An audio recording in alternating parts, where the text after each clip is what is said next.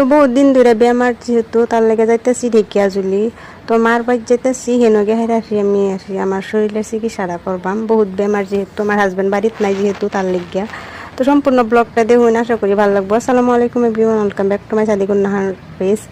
কিরম আছেন? আশা করি সবাই বহুত বেশি ভালাই আছেন। তো আলহামদুলিল্লাহ আমি বর্তমানে একটুকুনা ভালাই আছি, না হইলেও 10-12 দিন ধরে কন্টিনিউ তো মাথা বিষ এনদে সর্দি জ্বর আছে। তো সেগুলো বাদ এই দিচ্ছি মাথা বিষের মানে জ্বালাই আমি বাঁচতে পারি না এরম বা মাথা বিষ করে।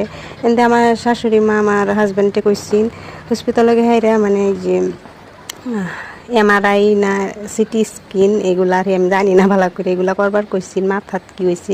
তো বিশেষ করে আমার হসপিটালে যাওয়াই ডর করে। আর আমার কিছু ট্রিটমেন্ট করা যায় আমি স্বপ্ন ভাবি না। সবসময় আল্লাহ তেন দোয়া করে যাতে আমার এরকম বড় ধরো কিছু বেমার না ও, যাতে হসপিটালে যান না লাগে। তো আমি দোয়া করি আল্লাহ তেন সবসময় যাতে এই উট্টু আড্ডু বেমার ও যাতে এই যে স্যালাইন বেজি এগুলা দিলেই যাতে ভালো হয়ে পড়ে, এরম এই দোয়া করি আল্লাহর তাই।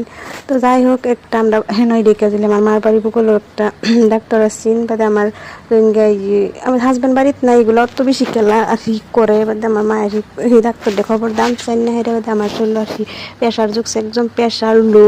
আমার তো বার হয়ে গেছে, গ্যাসের বেজি দিচ্ছে, স্যালাইনি গিয়ে আর আয়া হাইরে 1 ঘন্টা বাদ দিয়ে আর ডাক্তার আইসি, লগে লগে আর স্যালাইনটা ফিট করা হয়েছে। আর